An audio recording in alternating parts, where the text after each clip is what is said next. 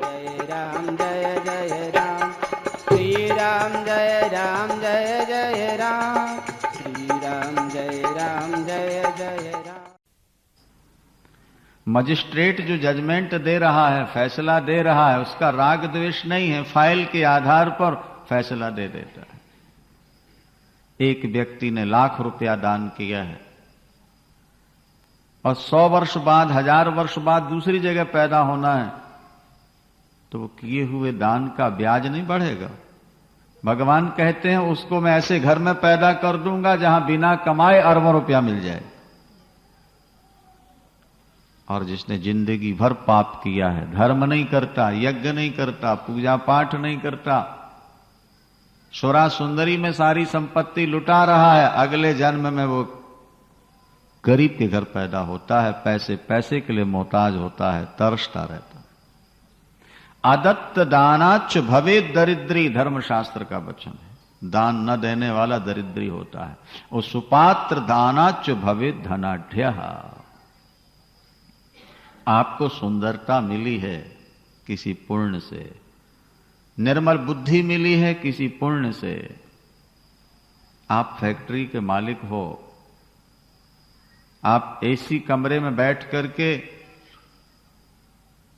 आनंद ले रहे हो गर्मियों में, और आपकी लेबर मशीनों से जूझ रही है, गर्मियों में सड़ रही है बेचारी, लेकिन उनको तो पेट भरने के लिए मुश्किल से मिलता है।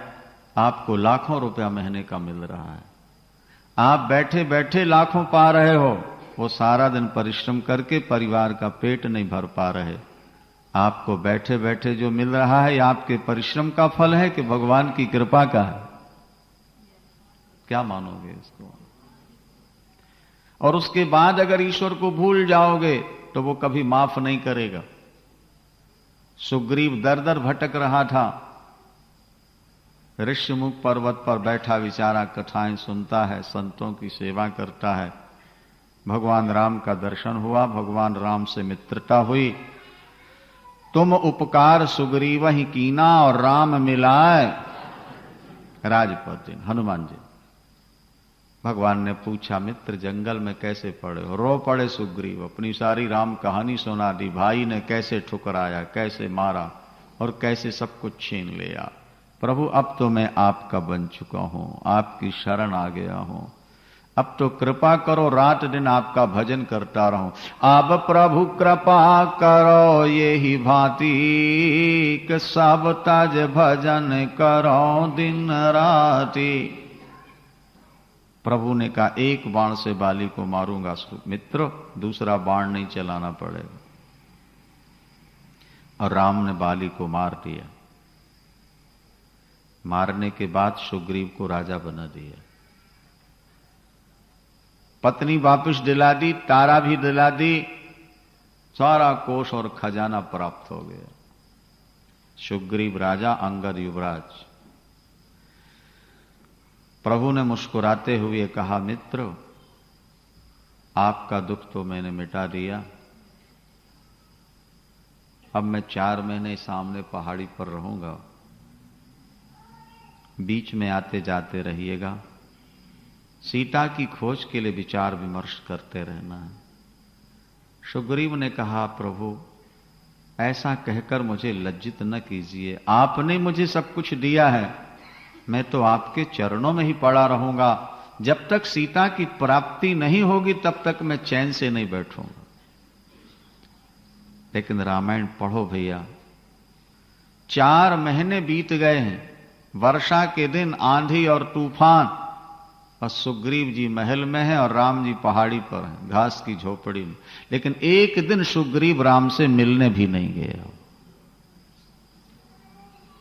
रामायण पढ़ के और तब राम को कहना पड़ा जिस बाण से मैंने बाली को मारा है वो बाण मेरे पास रखा हुआ है, कल सुग्रीव को उस बाण से मार डालूंगा यदि मेरी शरण में नहीं आया तो। यह हमारे आपके लिए संकेत है। उस प्रभु ने हमें आपको बहुत कुछ दिया है, झोपड़ी से कोठी कार वाला बना दिया है, लेकिन अगर हम उसको भूलते हैं सुग्रीव की तरह तो राम का कालदंड सदा हाथ में, ये ध्यान रखना। जिस ईश्वर ने हमें सब कुछ दिया उसे भूलना नहीं है। भूल जाने से बहुत नुकसान है, आगे नरक है और इस जीवन में शांति नहीं मिलेगी। और ईश्वर की शरण में जाओगे तो यही शांति मिल जाएगी, आगे दुखों से बच जाओगे। फिर माता के गर्भ के दुख से बचोगे। जैसे भट्ठे में ईंटा पकती है, इसी तरह 9 महीने बच्चा माता के पेट में पकता है जठराग्नि से। रक्त कुंड में 9 महीने पड़ा रहता है, गर्दन में पैर फंसे हैं, हाथ जोड़े हुए। माता ने मिर्चा खा लिया है तो सारा दिन जलन होती है। उल्टा नीचे सिर ऊपर धड़। भगवान सैकड़ों जन्म का ज्ञान दे देते हैं और तब गर्भ का बालक रोता है। उस रक्त में कीटाणु होते हैं जो बच्चे को हर समय काटते रहते हैं। जैसे मच्छर डंक मारता है, इसी तरह वो सब कीटाणु उसको काटते रहते। बच्चा क्षण क्षण में मूर्छित होता रहता है और तब रोता है कि प्रभु मुझे एक बार इस नरक कुंड से निकाल दो, मैं आपका इतना भजन करूंगा ताकि दोबारा मुझे इस नरक में ना आना पड़े। 9 महीने तक रोता है, पर जैसे ही पैदा हुआ माया ने पर्दा डाला और भजन भूल गया। भूमि परत भाढ़ावर पानी, जनु जीवहि माया लपटानी। आकाश में जल निर्मल, जमीन में गिरा गंदा। बच्चा मां के गर्भ से बाहर आया और माया हावी हो जाती। सत्संग नहीं करोगे माया नहीं हटेगी। हनुमान जी दौड़े दौड़े आए सुग्रीव के पास और बोले, कपिराज, जिस रास्ते से बाली गया है वो रास्ता चौड़ा नहीं है, बहुत चौड़ा है। वो बाण राम के पास रखा है, सावधान हो जाओ। सुग्रीव कांप गए। संत का काम है सोए जीवों को जगाना। अगर सुनकर के जाग जाओगे तो राम को पा जाओगे, सोते रहोगे तो मारे जाओगे। बोलो वृंदावन। संत जगाते हैं और परिवार तुम्हें सुलाता है। परिवार तो कहता कमा के लाओ, कमा के। एक दृष्टांत है, सुनो ध्यान से। पहले तेल निकाला जाता था कोलू से, बैल लगाया जाता था, नहीं तो तेली क्या करता था? बुजुर्गों को पता है, बूढ़े लोगों को, बैल की आंख में पट्टी बांध देता है, कोल्हू में लगा दिया और उसको घुमाता है। 2-4 चक्कर लगवाने के बाद थोड़ी सी खली उठा के दे देता। बैल ने खा लिया, फिर चला दिया। अब आंखें तो बंद हैं, वो फिर चलता रहता इस आशा से कि अब खली मिलेगी, अब खली मिलेगी। 10-20 चक्कर लगाने के बाद फिर एक टुकड़ा उठा के दे देता है और फिर अपने काम में लग जाता है। वो बैल घूमता रहता है, अब मिलेगी खली। 1-आध घंटे बाद आएगा, फिर एक टुकड़ा उठा के दे दे और शाम को खोल करके पट्टी खोल देता है। उसी के द्वारा निकाली गई बहुत सारी खली से थोड़ी सी निकाल के खिला देता है, सारा दिन घुमाता है। शास्त्र कहते हैं ये गृहस्थ जीवन में व्यक्ति कोल्हू का बैल है। सुबह उठा तो चाय रूपी खल पिला दी थोड़ी सी, नहीं 1-आध परोठा खा लो और 1 कप चाय पी लो घर से और चले जाओ सीधे दुकान।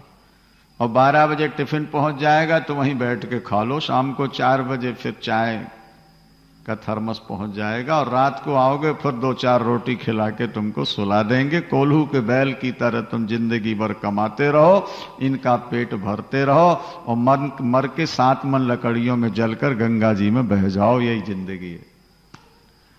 ये व्यक्ति कोल्हू के बैल की तरह सारी जिंदगी पिसता रहता, न कथा, न पूजा, न पाठ, न ध्यान, न सत्संग।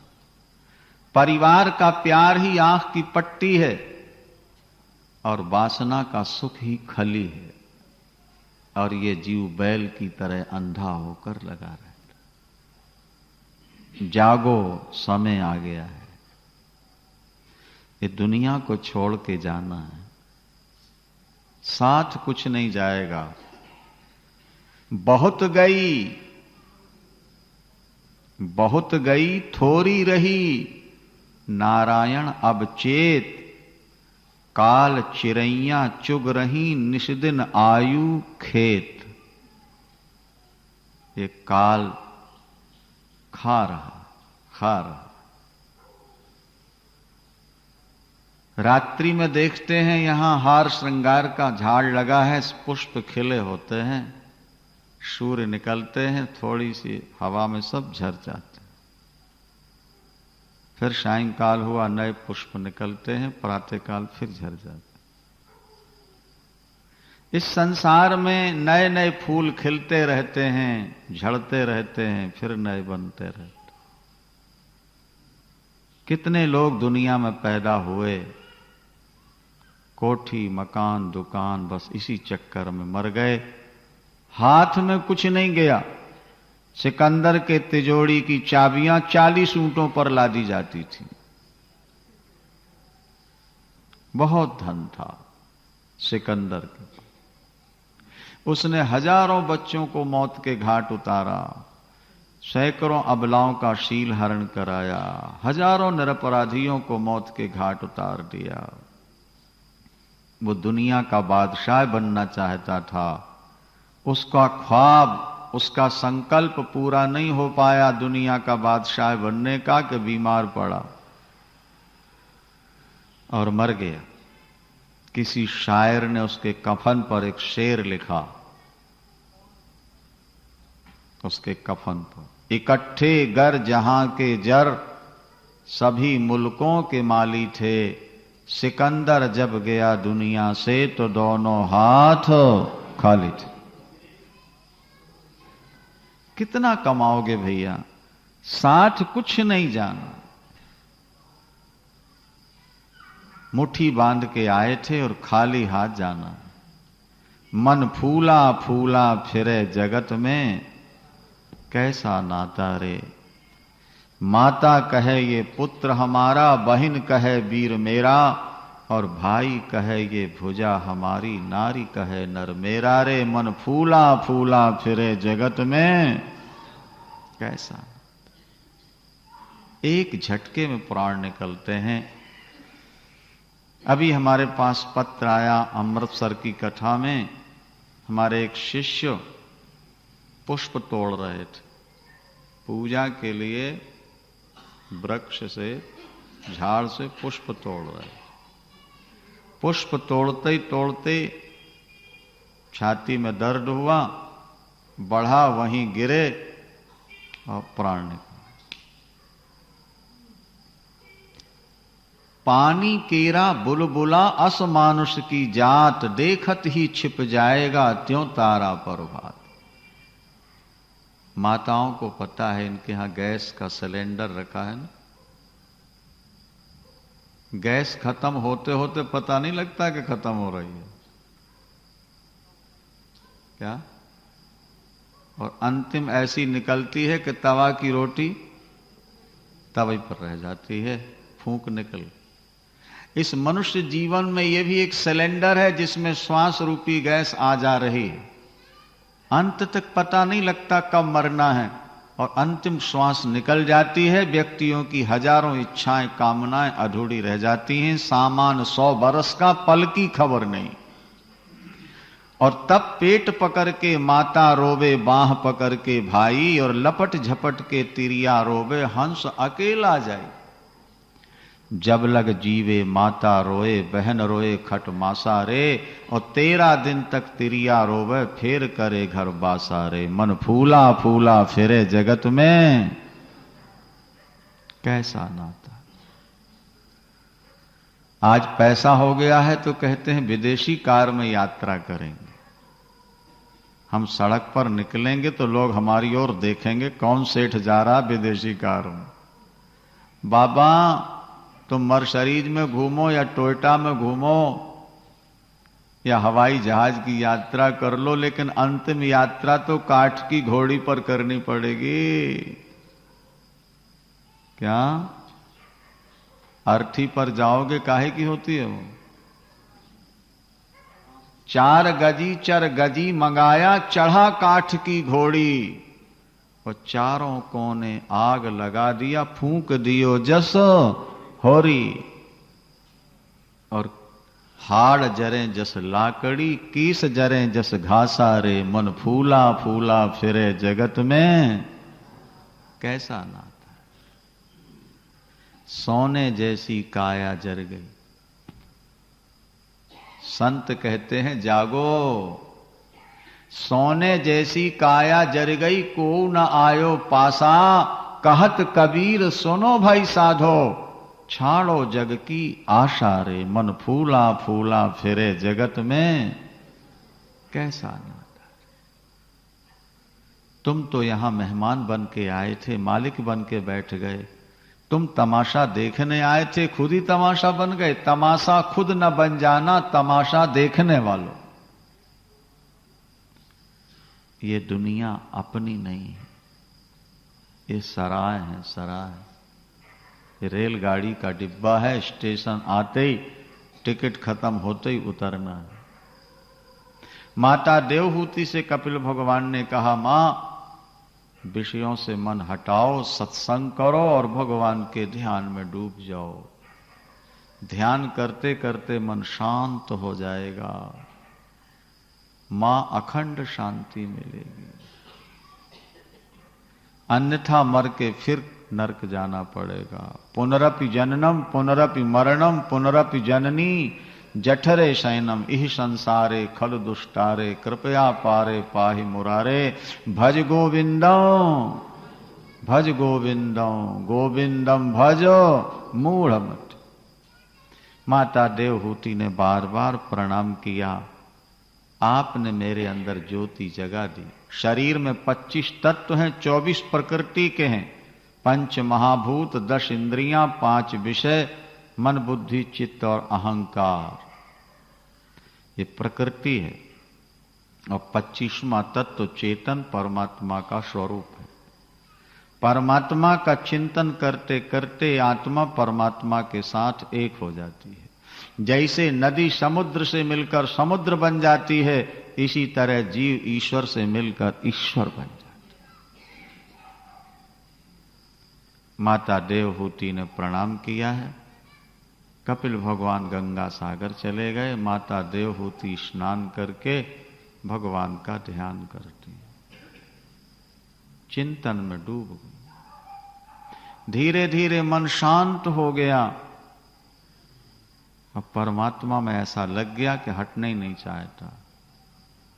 ध्यान करते करते माता इतनी अंतर्मुखी हो गई कि शरीर का भी ध्यान नहीं रहा। जगत तो भूल ही गया, शरीर भी भूल गए।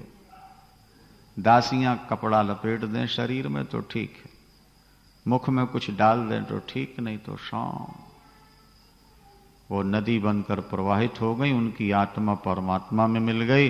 देवता पुष्प वर्षा के बाजे बजाए और जय जयकार करने लगे। वृंदावन बिहारी।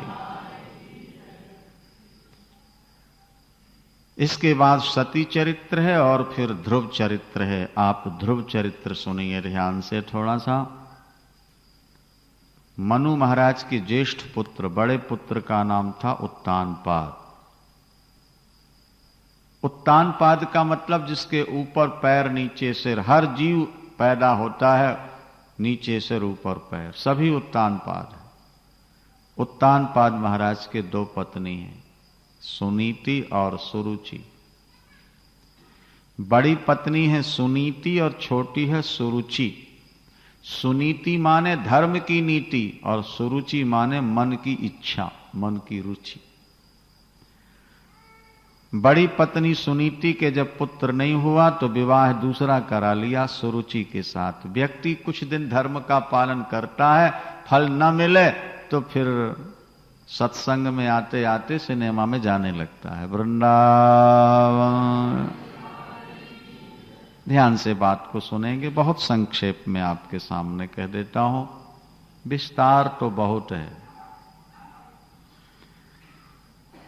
सुरुचि ने ऐसा चक्र चलाया महाराज के सुनीति जी को घर से निकलवा दिया। छोटी पत्नी के प्यार में फंसकर महाराज ने बड़ी को त्याग दिया। लेकिन बड़ी पत्नी सुनीति ने महाराज को नहीं छोड़ा। वे परम पति के साथ पति का भी चिंतन करती रहीं और संजोग की बात थी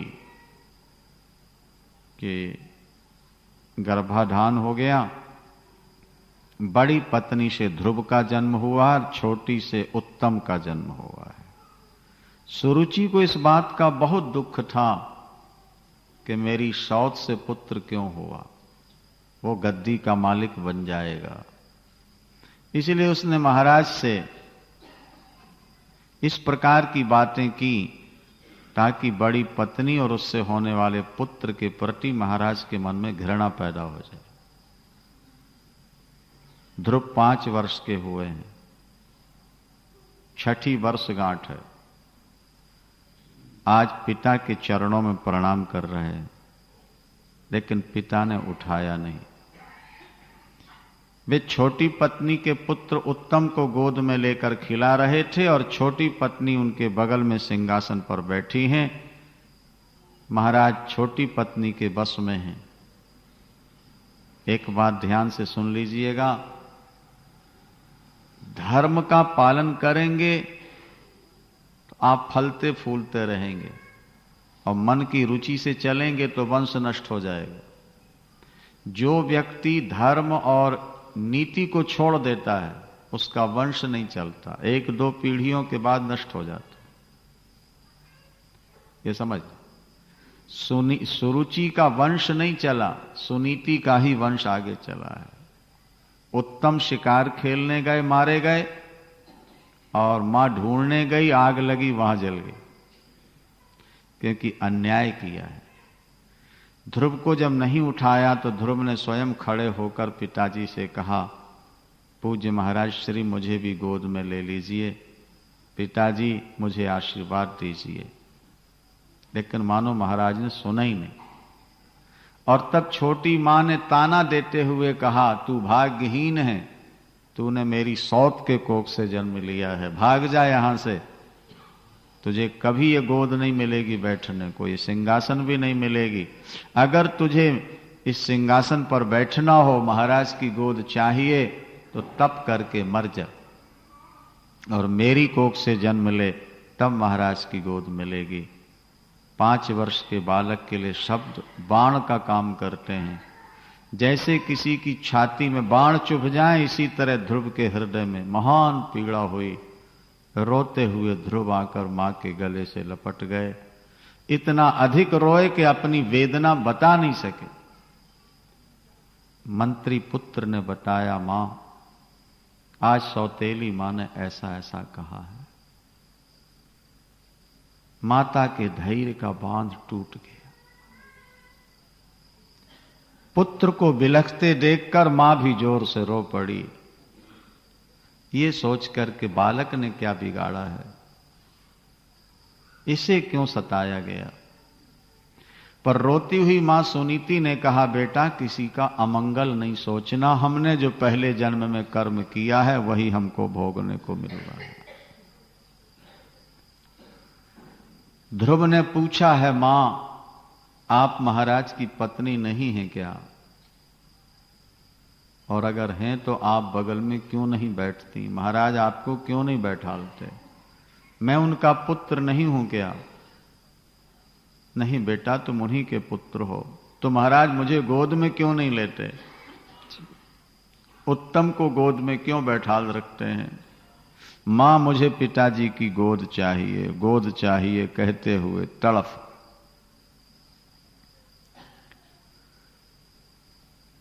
माता हो तो सुनीति जैसी, माता हो तो सुमित्रा जैसी, सुनीति ने कहा, बेटा मैं तुझे पिता की गोद में तो नहीं बैठाल सकती, पर तू मेरी बात मान ले तो मैं तुझे भगवान की गोद में जरूर बैठाल लूंगी। वृंदावन। ये माता है। मां वही जो अपने बेटे को भजन में लगा दे। जो माता अपने बेटे से भजन न करा सकी, वो पुत्र को जन्म देकर भी बंध्या है, बंध्या। भगवान राम वनवासी होकर जा रहे हैं। लखनलाल जी को भेजा सुमित्रांबा के पास, विदा लेके चलो। लखनलाल जी ने सुमित्रांबा को प्रणाम किया और बताया कि प्रभु वनवासी हो रहे हैं। तो सुमित्रांबा ने कहा, बेटा फिर तुम्हारा घर में क्या काम है? मैंने तो राम की सेवा के लिए तुम्हें पैदा किया है। यदि राम वनवासी हो रहे हैं तो तुम भी साथ चले जाओ। लखनलाल जी ने कहा, मां साथ जाने के लिए ही आपसे आज्ञा लेने आया हूं।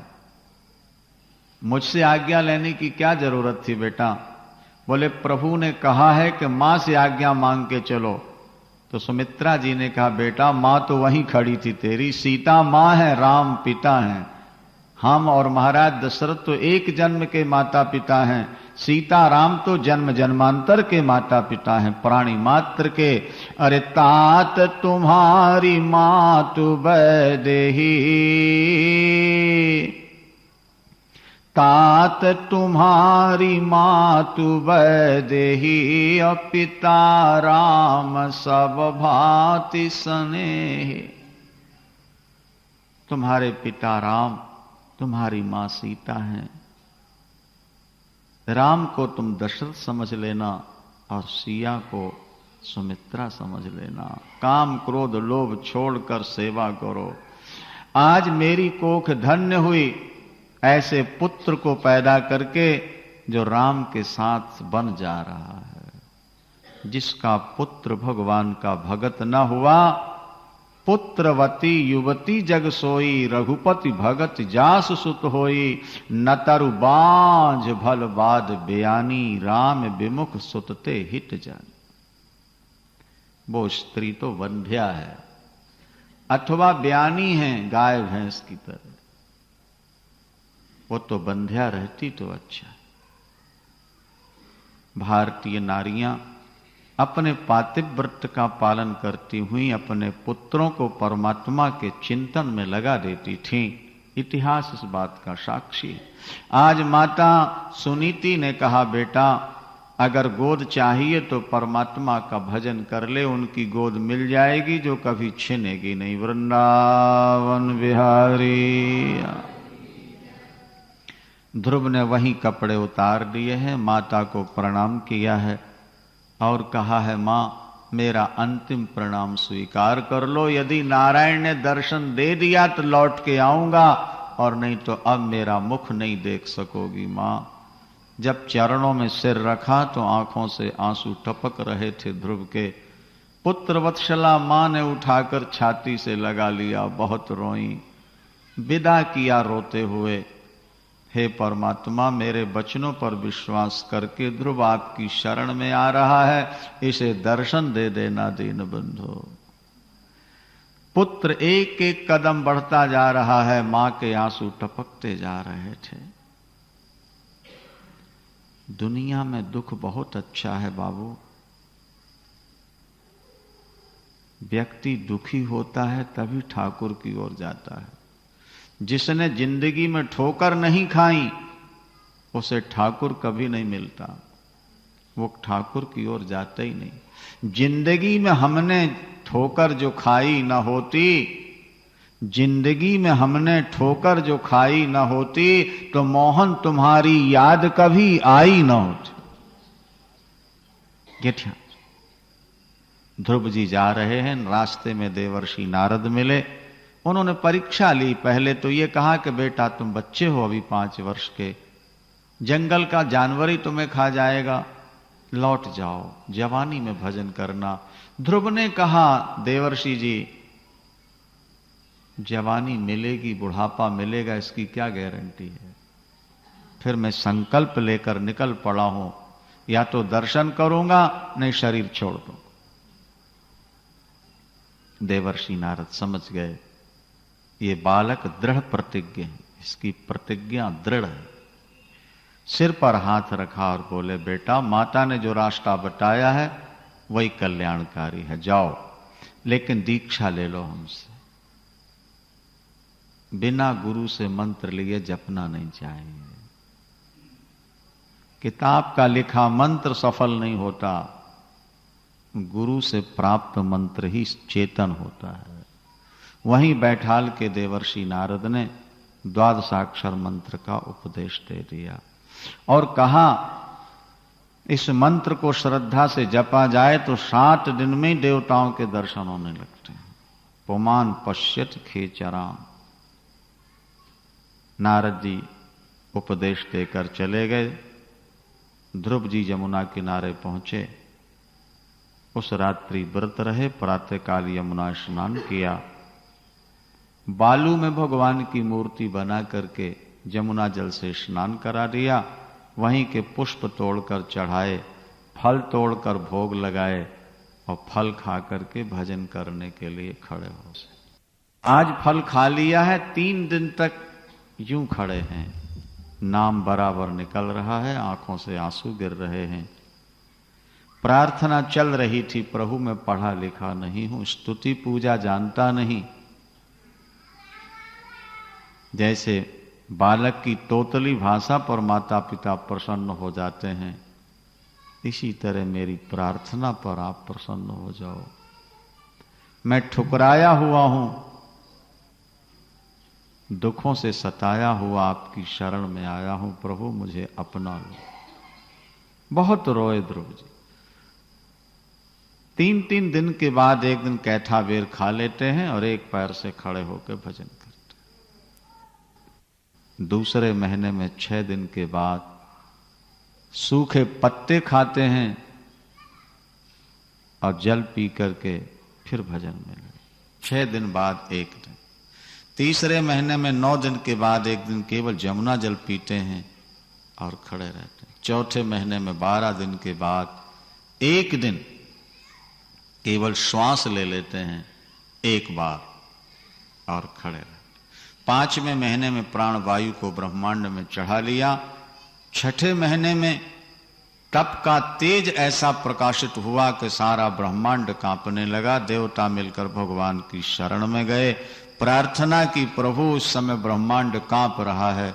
नारायण जी ने कहा, मेरा छोटा सा भगत 5-5.5 वर्ष का बालक यमुना किनारे तप कर रहा है, मैं अपने भक्त का दर्शन करने जा रहा हूं। भक्त वत्सल भगवान की।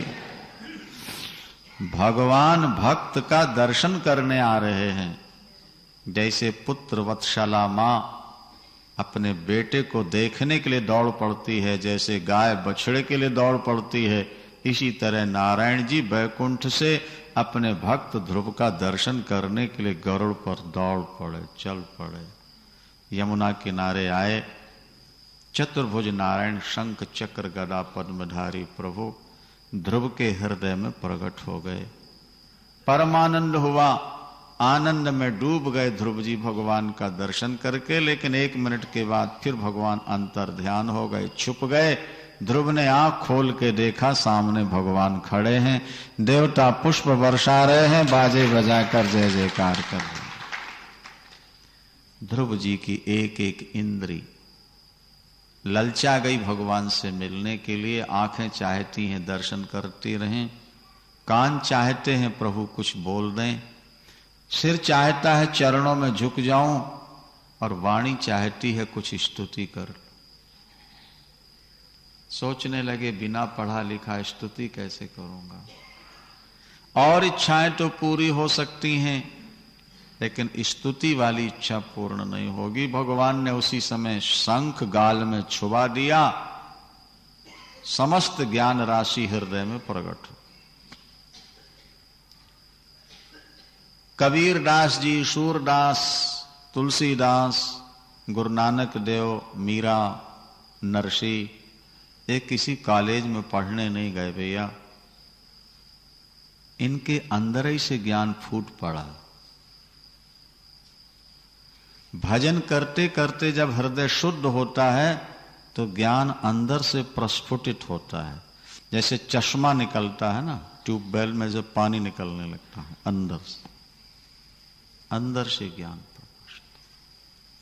बड़ी सुंदर स्तुति की है ध्रुव ने, और यही कहा कि प्रभु आपकी कथा सुनने में और आपका ध्यान करने में जो आनंद आता है वो निराकार ब्रह्म में भी नहीं है, फिर स्वर्ग में कहां मिलेगा। यदि मेरा दोबारा जन्म हो तो मुझे आपके संतों का, भक्तों का संग मिलता रहे और आपकी प्रेमा भक्ति प्राप्त हो जाए। प्रभु मुझे साथ ले चलिए बैकुंठ। भगवान ने कहा नहीं बेटे, तुमने 6 महीने तप किया है, इसके बदले में तुमको 36,000 वर्ष का राज्य देता हूं सारी दुनिया। मैंने तुम्हारे सिर पर हाथ रख दिया है, काल का प्रभाव तुम पर नहीं पड़ेगा, मौत नहीं आएगी तुम्हारे पास। मैं दुनिया को दिखाना चाहता हूं कि दर दर भटकने वाला, जौ की रोटियां खाने वाला, जिसे पिता ने भी ठुकराया, सौतेली मां ने ठुकराया, जिसे तौल के आटा दिया जाता था खाने को, वो मेरी शरण में आया तो दुनिया ने कितना सम्मान दिया।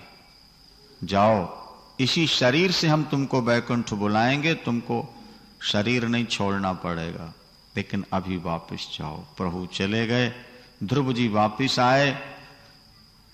एक सिपाही ने आकर के महाराज को सुनाया कि ध्रुव जी वापस आ गए हैं, शरीर में बड़ा तेज है।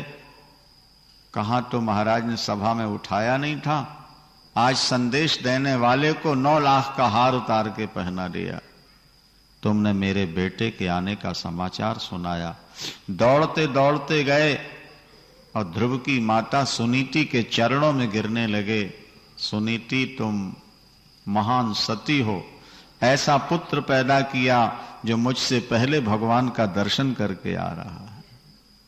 सुनीति गदगद हो गई, दूध टपकने लगा मारे आनंद के, मेरा बेटा वापिस आ गया, भगवान का दर्शन करके। वो सौतेली मां भी आज ध्रुव का स्वागत करने चल पड़ी है। सारा नगर उमड़ पड़ा ध्रुव जी के दर्शन के लिए। महाराज रथ पर चले हैं, जब दूर से ध्रुव दिखे तो रथ से कूद पड़े महाराज।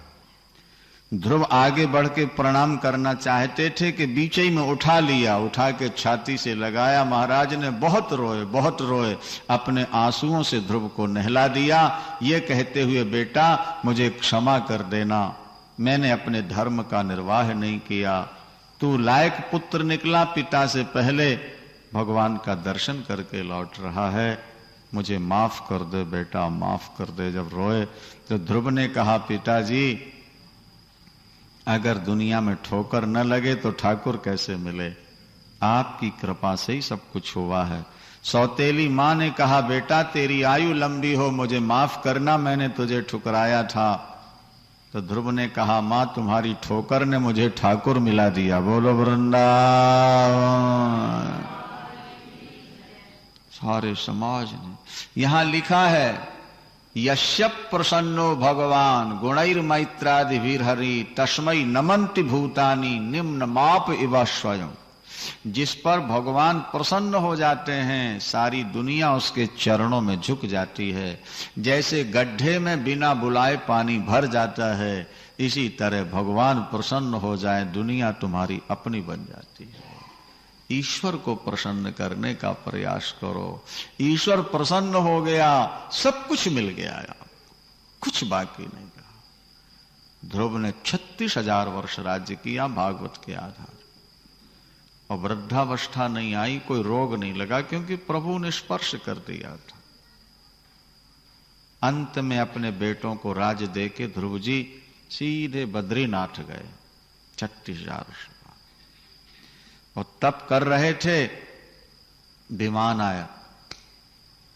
पार्षदों ने कहा, चलिए नारायण जी ने आपको बुलाया है।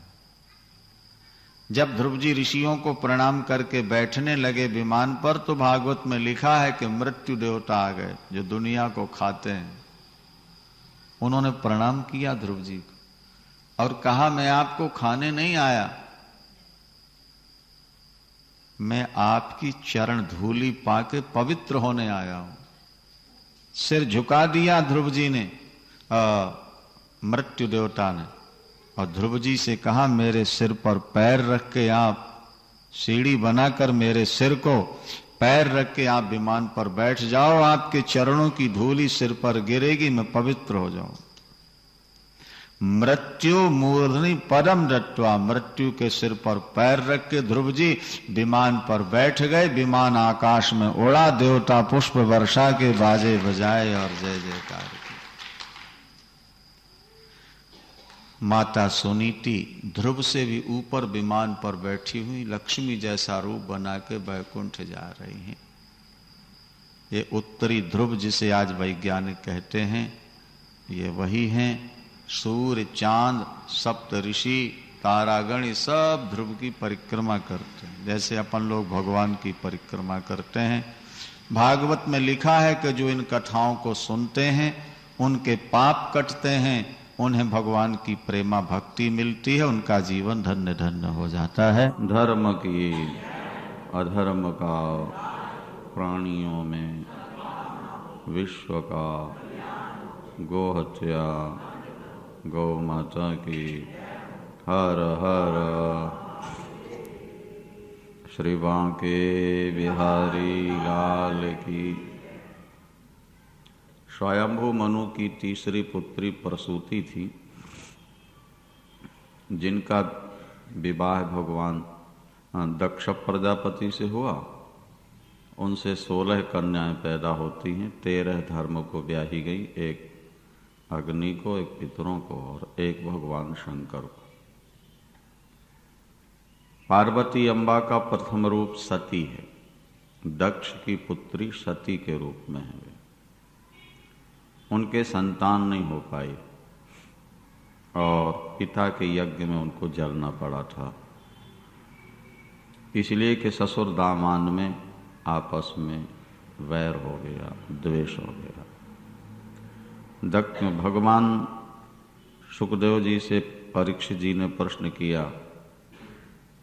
कि भगवान शंकर तो शांत स्वभाव हैं और दक्ष प्रजापति अपनी बेटियों से प्यार करने वाले हैं, फिर ससुर दामाद में द्वेष क्यों हुआ, लड़ाई क्यों? इसको थोड़ा आप लोग पहले समझ लीजिए आध्यात्मिक दृष्टिकोण से। दक्ष शब्द का अर्थ होता है चतुर। चतुर होना तो बहुत अच्छी बात है, लेकिन चतुराई का अभिमान हो जाए ये बात बड़ी खतरनाक है। जब व्यक्ति अपनी चतुराई पर ज्यादा विश्वास करने लगता है, उसकी बुद्धि में तर्क आ जाता है। और ईश्वर तर्क का विषय नहीं है, ईश्वर श्रद्धा और विश्वास का विषय है। ईश्वर तर्क से कभी नहीं मिलेगा, वो जब मिलेगा श्रद्धा और विश्वास से मिलेगा। इसलिए भागवत में लिखा है कि या तो भगवान मूर्ख को मिलते हैं या बहुत ज्यादा विद्वान को मिलते हैं, बीच वालों को भगवान जल्दी मिलते नहीं। मूर्ख व्यक्ति को जो रास्ता दिखा दो बिना किसी संशय के चल पड़ता है, और जो बहुत ज्यादा ज्ञानी है उसके मन में संशय होता ही नहीं। बीच के जो कुछ लोग होते हैं जिन्हें अपनी बुद्धि पर विश्वास होता है कि मेरी बुद्धि भी कुछ निर्णय कर सकती है, ऐसे लोग हमेशा संशय में पड़े रहते हैं। जिसके मन में ईश्वर के प्रति संशय है उसका नाश हो जाता है। संशयात्मा विनश्यति, ये भगवान कृष्ण कहते हैं। ईश्वर के बारे में विश्वास हो जाना ये जीवन की बहुत बड़ी उपलब्धि है। ईश्वर के विषय में संशय न होना ये जीवन की बहुत बड़ी सफलता है। अन्यथा जो लोग भजन करते हैं, भजन करते हुए दिखते हैं, उनके हृदय में भी कहीं ना कहीं संशय बैठा रहता है। वो परमात्मा पर विश्वास तो करते हैं लेकिन पूर्ण नहीं। ये ध्यान रखें। क्योंकि जिसे परमात्मा पर पूर्ण विश्वास हो जाएगा उसके मस्तिष्क में कभी विषाद की रेखा नहीं होगी, उसके दिमाग में कभी तनाव नहीं आएगा। ये विश्वास का पहला लक्षण। दूसरा लक्षण यह है कि वो व्यक्ति पाप नहीं करेगा। जिसे ईश्वर पर पूर्ण विश्वास है ऐसा व्यक्ति न तो कभी पाप करता है और न ही उसके दिमाग में कभी विषाद की रेखाएं होती हैं मस्तक। वो टेंशन में जीना नहीं जानता, वो हमेशा शांति से जीता है, क्योंकि उसे ये विश्वास है कि ईश्वर जो कर रहा है उसमें मेरा भला है। ये समझ। जिसे ये विश्वास हो चुका कि ईश्वर जो करता है उसमें मेरा भला है, फिर जीवन की किसी भी घटना में वो व्यथित नहीं हो सकता, परेशान नहीं हो। हम हैं उसी में राजी जिसमें तेरी रजा हो, या यूं भी वाह वाह है बाबू भी वाह वाह। देखो भाई, थोड़ा विचार करना। चाकू डॉक्टर के हाथ में भी होती है और चाकू डाकू के हाथ में भी होती है, नहीं? डाकू की चाकू देखकर हमको भय लगता है, लेकिन डॉक्टर की चाकू से हमको उतना भय नहीं लगता। दोनों पेट फाड़ते हैं, दोनों सीना फाड़ते हैं, एक प्राण लेने के लिए और दूसरा प्राण बचाने के लिए। क्या डॉक्टर की चाकू देखकर हम ये सोचते हैं ये हमें मारने वाला नहीं है, ये तो हम मरते को बचाने वाला है, इसलिए उसकी चाकू से डर नहीं लगता। और डाकू की चाकू देखते ही हम डर जाते हैं, हमको लगता है ये हमको मारे। सवाल ये है कि आपके जीवन में जो घटनाएं घट रही हैं उसके मूल में क्या है, कहां से ये दुख आ रहा है? शास्त्र कहते हैं ईश्वर के पास से ही तुम्हारे लिए सब कुछ आ रहा है।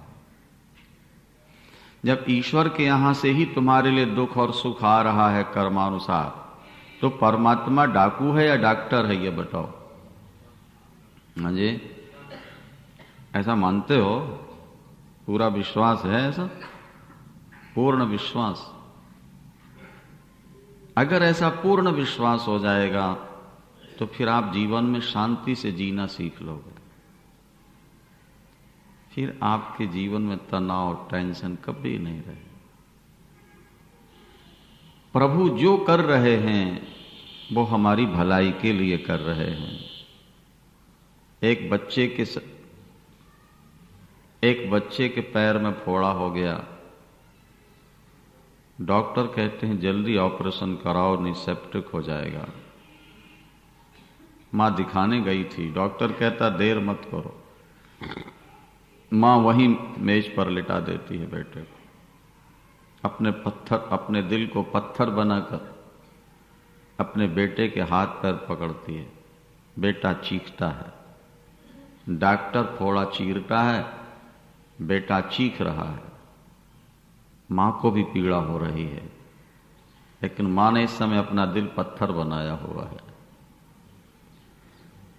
बेटे की चीत्कार पर वो ध्यान नहीं दे रही ज्यादा, यद्यपि उसके भी आंसू निकल आते हैं, लेकिन फिर भी दवा कर खड़ी है।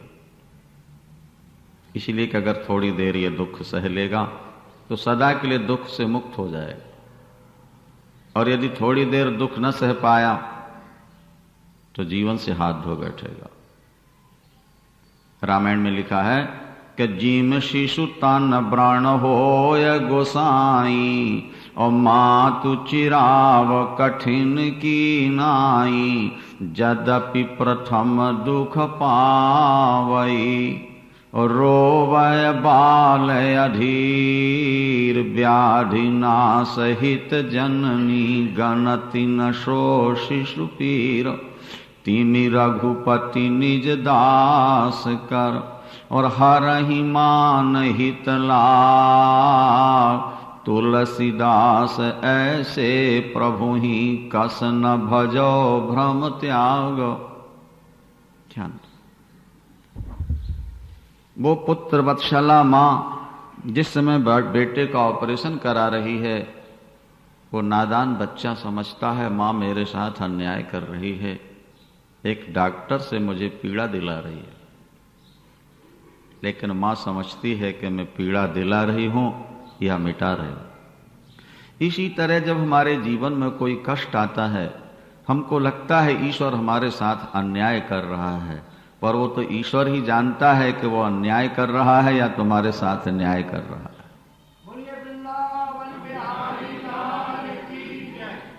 नारद जी कहते हैं मुझे अपनी सुंदरता दे दो नारायण, मैं विश्व मोहिनी के साथ ब्याह करा लूं। नारद जी अपना हित देख रहे हैं शादी में, और भगवान हित देख रहे हैं शादी न होने में। और नारायण जी ने बंदर का रूप दे दिया।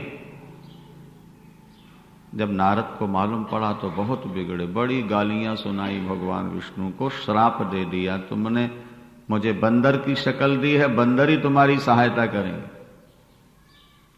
तुमने मेरी हरी है, तुम्हारी कोई हर लेगा, जाओ तुमको मनुष्य बनना पड़े। बन गए। जैसे मैं आज व्याकुल हुआ हूं अपनी पत्नी के लिए, ऐसे तुम कभी रोओगे अपनी पत्नी के लिए। जब सिया हरण हुआ, सीता हरण हुआ और राम रो रहे थे तो नारद जी पहुंच गए। प्रभु ने स्वागत सत्कार किया। रामायण में लिखा है कि नारद जी ने पूछा, प्रभु तब विवाह मैं चाहूं की ना, और प्रभु के ही कारण करे न दीना। प्रभु उस समय में विवाह कराना चाहता था, आपने ब्याह मेरा क्यों नहीं होने दिया? अगर मेरा ब्याह हो जाता तो आज आपको रोना तो न पड़ता क्या? मैं श्राप न देता आपको, आपको नर न बनना पड़ता और आज रोते नहीं। तो भगवान राम हंस पड़े। प्रभु राम ने कहा कि देवर्षि, एक को तो रोना ही पड़ता, या मैं रो रहा हूं या तुमको रोना पड़ता। बोलो सिया। मैं तो नाटक कर रहा हूं, मेरा तो रोना न रोने के बराबर है, थोड़ी देर रो लूंगा। लेकिन तुम्हारा ब्याह हो जाता तो तुम जन्म जन्म रोते रह जाते। शादी कराने वाले हंसते थोड़ी देर है, रोते ज्यादा समय तक। ये समझ। तो मैंने तो तुम्हारा भला किया, तुम्हारे आंसू मैंने ले लिए। जो आंसू तुम्हारी आंखों से गिरने थे वो मैं अपनी आंखों से गिरा रहा हूं, तुम्हारी भलाई। परमात्मा सदा जीव का भला करता है। हमें जो कड़ुआ लग रहा है वो भी लाभकर है, उसमें भी आगे चल के कोई फायदा होने वाला है, एक विश्वास। लेकिन जो व्यक्ति थोड़ा पढ़ लिख जाता है, और आज के साइंस के युग में तो एकदम तार्किक बुद्धि हो जाती है, क्या वो ईश्वर को अपने तर्क की कसौटी में कसना चाहता है। बात पर ध्यान दे लो थोड़ा। बोलो सच्चिदानंद भगवान की। तर्क की कसौटी में आप ईश्वर को कस नहीं सकते।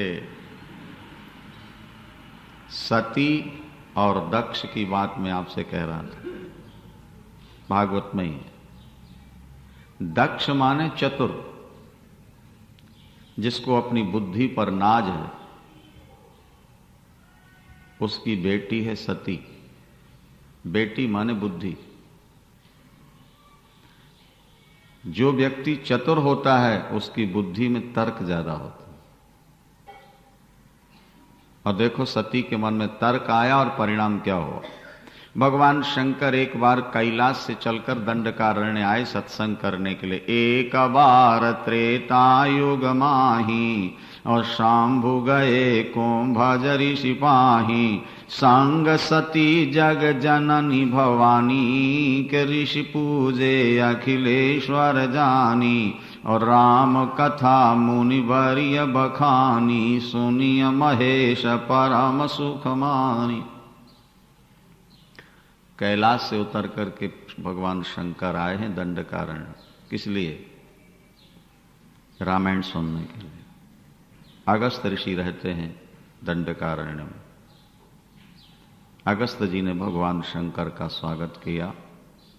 जगत गुरु भगवान शंकर पधारे, सौभाग्य की बात है। सती साथ में है। अगस्त जी ने जब स्वागत सत्कार किया तो सती के मन में तर्क आ गया थोड़ा। जो मेरे पति की इतनी सेवा कर रहा है, इतनी दीनता दिखा रहा है, वो मुझे ज्ञान क्या देगा? मैं तो दक्ष की पुत्री हूं। चतुर की बुद्धि जल्दी किसी पर विश्वास नहीं करती है। क्या? कभी कभी अंधविश्वास व्यक्ति को किनारे लगा देता है और बहुत चतुराई कभी कभी बीच में डुबा देती है। ये भी ध्यान दें। नौका पर बैठ जाए तो तैरना न जानने वाला भी किनारे लग जाएगा, और स्वाभिमान गले में पत्थर बांध के तैराक भी तैरे तो बीच में डूब जाएगा। अभिमान को लेकर जब आप चलोगे तो अभिमान वो पत्थर है जो आपको डुबा देगा, और विश्वास वो नौका है जो आपको किनारे लगा देगा। कभी कभी विश्वास में भी धोखा हो जाता है, लेकिन बहुत ज्यादा विश्वास करने वाले की रक्षा भगवान जरूर करते हैं। भगवान शंकर कथा सुनने बैठ गए। अगस्त जी कथा सुनाते हैं। सती ने कथा ध्यान से नहीं सुनी। सत्संग में आ जाना ही सब कुछ नहीं है। सत्संग में आके एक एक शब्द को पकड़ना, रस लेना, ये सत्संग का स्वरूप होता है। भगवान शंकर समाहित होकर कथा सुन रहे हैं, सती यहां वहां देख रहे हैं। उनके मन में किसी प्रकार का तर्क वो नहीं, कोई श्रद्धा नहीं, कोई विश्वास। प्रसंगवशात अगस्त जी ने कहा कि जिनकी कथा चल रही है प्रभु, वे राम वनवासी होकर यहां आए हुए हैं। भगवान शंकर ने कहा यहीं विराम दे दो कथा का, अब हम भगवान राम का दर्शन कर लें। दर्शन करने चले। आप लोग पढ़े लिखे, थोड़ा ध्यान दें। जब भगवान शंकर कथा सुनने चले और सती भी चलती हैं, तो जग जननी और भवानी विशेषण देते हैं तुलसीदास जी। भगवान शंकर के साथ कौन जा रही हैं? बोले जग जननी, जगदम्बा, भवानी। लेकिन जब जाकर कथा ध्यान से नहीं सुनी और वापिस लौट आई, तो गोस्वामी जी संकेत देते हैं कि ये दक्ष की बेटी है ना, चतुर की बेटी, चतुर की बुद्धि, इसलिए इसने श्रद्धा से नहीं सुना। बोले संग सती जग जननी भवानी। पहले संग, सती, जग जननी, भवानी कहा, और जब वापिस लौटे तो चले भवन संग दक्ष कुमारी। अब दक्ष पुत्री है। जो भगवान पर विश्वास न करे, जो केवल अपने तर्कों पर विश्वास करे, वो व्यक्ति किनारे नहीं लग सकता। सीता हरण हुआ है, भगवान राम रो रहे हैं। ध्यान। भगवान शंकर ने देखा राम को रोते हुए। भगवान शंकर मुस्कुराए। जय सच्चिदानंद जग पावन, और आस का ही चले वो मनोज नशावन। भगवान शंकर जानते हैं ये लीला हो रही है, नाटक है। जय सच्चिदानंद भगवान की जयकार की। मुस्कुराए भगवान शंकर, प्रणाम किया और चल पड़े। सती के मन में संशय हो गया। एक राजकुमार दशरथ का बेटा, जिसकी पत्नी का हरण हुआ है, वो वृक्षों से, पशु पक्षियों से पत्नी का पता पूछ रहा है। वो पागलों की तरह रो रहा है, और भगवान शंकर उसको सच्चिदानंद कह रहे हैं। सच्चिदानंद तो ब्रह्म है, और ब्रह्म तो अवतार लेता ही नहीं। अगर विष्णु ने अवतार लिया हो तो भी पागलों की तरह रो नहीं सकते।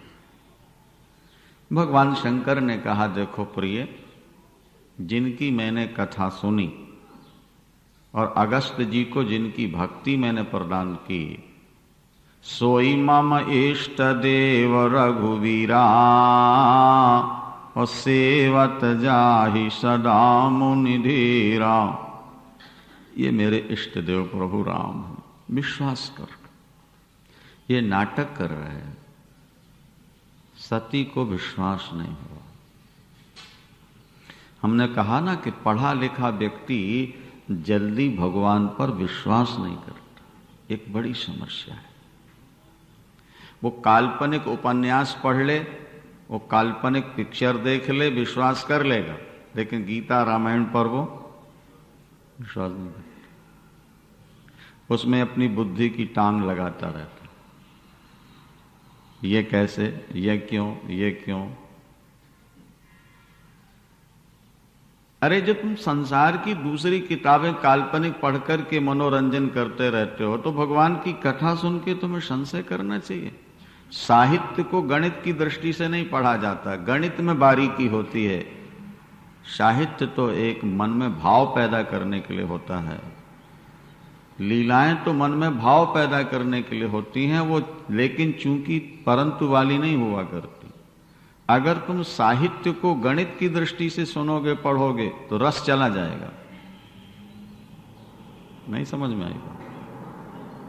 साइंस, गणित एक अलग विषय है, मैथ, और साहित्य अलग चीज होती है। तो परमात्मा की कथा सुननी है गणित की दृष्टि से नहीं, हमारे हृदय में भाव पैदा हो, भगवान के प्रति हमारा मन आकर्षित हो, बस इसके लिए साहित्य हुआ करता है, इसके लिए ग्रंथ होते हैं।